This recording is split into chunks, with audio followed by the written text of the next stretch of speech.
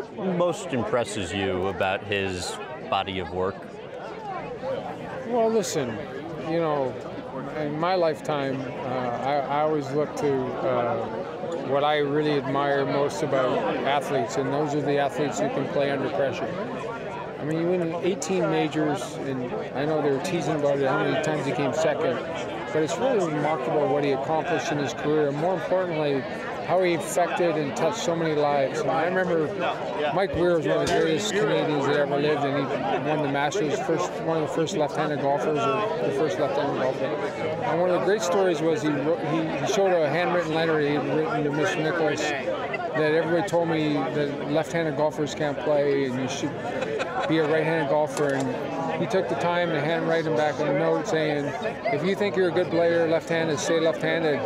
And when he won the Masters, he showed people the letter, and it just shows you the impact of one person, how we as kids, we all idolize somebody. And for someone to take the time of his stature to write back to Mike Weir and accomplish what Mike accomplished, but more importantly, you know what, he's won so much, he's done so much, but comes from a great family, he's got great kids, he's got grandchildren, and that's what being a professional athlete, that's more important than anything. There are few athletes that attain that level of sustained dominance. Jack's one of them, you're obviously another one. I asked him this question the other day, and I'd love to ask you the same one. What do you think is the difference between a great pro and the greatest ever, in terms of the quality? In my mind, it's pretty simple, and I say this all the time. When I was a kid, I used to love when I see Larry Bird and Magic Johnson play in the finals because they had so much passion and love to be in that spot. John McEnroe, to me, was one of the great elite athletes I ever saw. George Brett, when he got up to bat and he was in Game 7, you couldn't strike him out. He was going to get a hit, get a home run. And that's the way Jack Nicklaus was and Arnold Palmer was. The bigger the event, the bigger the game, the more fun they had and the more at ease they were.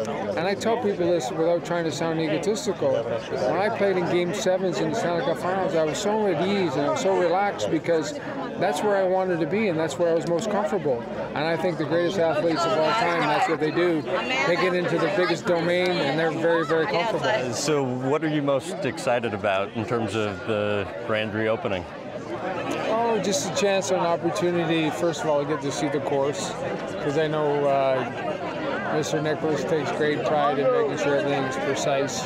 And then secondly, an opportunity to get back together with all the guys we know. I've been a member here since 1989. I think we're the 6th members, so it's a pretty special place. Our whole family's been raised here, 5 children. And then Dustin gets to come out here a lot and spends a lot of time playing golf here. This is a real special place, great golf course and really nice people. How much of a difference do you notice in terms of what you've seen of the course now versus prior to the redesign? Well, from my point of view, you know, I really just enjoy playing. I'm not a very good golfer, but from what people tell me, the clarity of the golf course now, moving some bunkers, the greens losing a little bit of undulation and yet still being firm and fast. From the golf point of view, they say this place is spectacular. You know, we're very proud of this community and we're very proud of this golf course. And I know Mr. Nicklaus came here in, I think, '86 to design this originally. It's a really, really special place and we're very proud to all be part of it.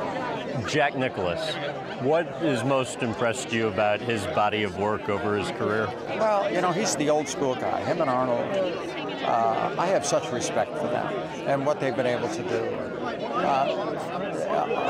for golf throughout the years. I mean, golf wouldn't be where it is today if it wasn't for the Jack Nicklauses. And I mean, what a great player he was. He's just great for the game. And I love his course designs. And, you know, he stayed with this. He built this, you know, middle 80s, early 80s. And he stayed with this course.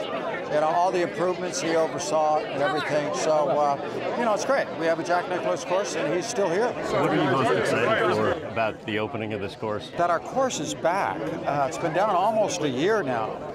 And it's been a very interesting year for me. which actually worked out pretty good from the standpoint of Sherwood. But everybody wants. We have a par 3, and so I've been playing over there. But you know, I think everybody will forget that year in about a week from now when they start playing the course. Been around. I haven't played it yet, but I've been around, and I've watched its progression over the last year, and they just did a phenomenal job. I mean, there's not a blade of grass out of place on this whole place, and Sherwood needed to do that. You know, technology is better now with grass. Technology has really made the golf courses different today, and all the improvements I think will be perfect.